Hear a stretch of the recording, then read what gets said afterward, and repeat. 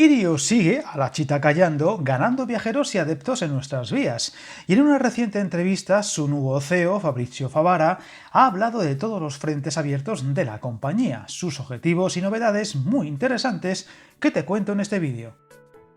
Una de las claves sigue estando en la esperada llegada al norte, ya que de momento Irio no ha dado el paso de cruzar la sierra de Guadarrama y parece que no lo hará hasta poder llegar a Galicia o a Asturias dentro de la segunda liberalización ferroviaria, que también debería traer novedades en varias rutas del sur del país, aunque todo estará supeditado a temas ya tratados en otros vídeos como el diferente ancho de vía o algo que empieza a estrangular el desarrollo de los flechas rojos españoles, la disponibilidad de sus trenes.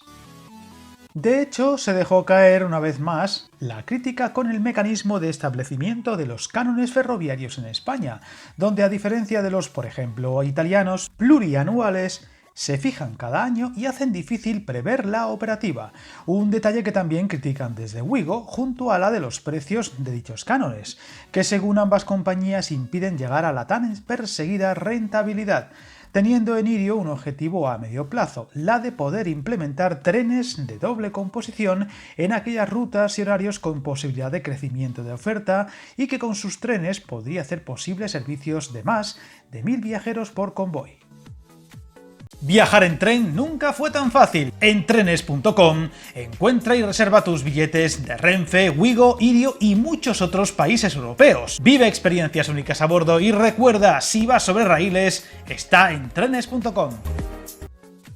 Recordemos que tras perder 79 millones de euros en 2023, en su primer año completo en España, la compañía espera un cierre de 2024, que todavía no ha publicado, con números todavía en rojo, a pesar de haber logrado su expansión total, allí donde se lo planteó, un año donde alcanzó los 17,5 millones de pasajeros y donde en este 2025 Irio espera alcanzar como mínimo el equilibrio en sus cuentas, lastradas por la ambiciosa compra de trenes que necesitó hacer para comenzar su operación en España. 20 trenes que año a año, como si fuera una hipoteca, resta beneficios potenciales a sus números finales y donde, según se explica, se amortizan en 25 años, aunque desde la compañía de los trenes rojos aseguran que en 2026 o 2027 se logrará el beneficio neto.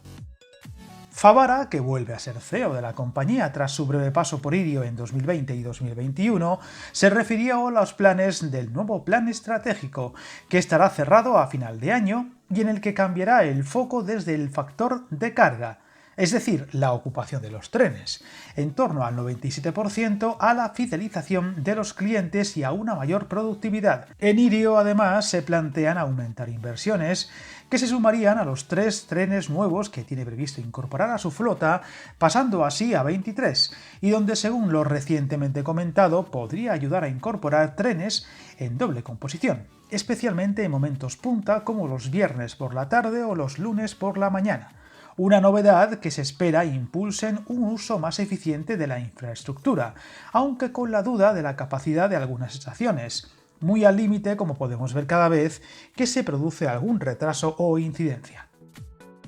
Todo indica que será el 2026 el año en el que se apruebe o no la compra de más trenes y aumentar esa flota actual de 20, que serán 23 pronto, y ofrecer más rutas, frecuencias y esas dobles composiciones en momentos clave, y por supuesto la tan manida entrada en otras líneas, una vez se presente la oferta para la segunda liberalización, que recordemos abrirá a la competencia los corredores entre Madrid, Galicia, Asturias y Cantabria y extenderá los servicios con Sevilla hasta Cádiz y Huelva, donde todo indica que en Irio estarían interesados únicamente en llegar a las ciudades del sur y Galicia, aunque con el impedimento extra del necesario cambio de vía y por tanto incorporar nuevos trenes, un factor clave y que se añade a las dudas sobre la rentabilidad de dichas rutas, especialmente si también las explota Wigo, cosa que está por ver, por lo que todavía no se muestran nada decididos al respecto.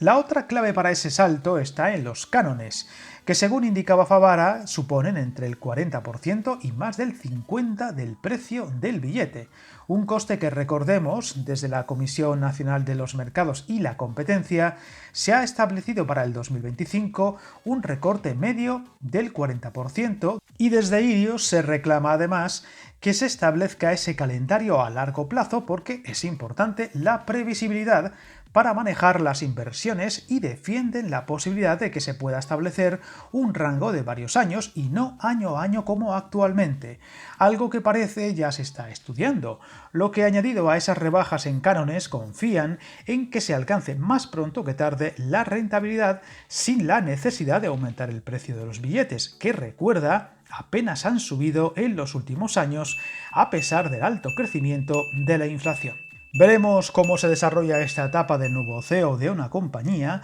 que sin apenas hacer ruido se va ganando un mayor hueco en un mercado cada vez más tensionado y donde las cifras de viajeros no paran de subir. Suscríbete al canal y recuerda, hasta el camino más largo se inicia con un primer paso.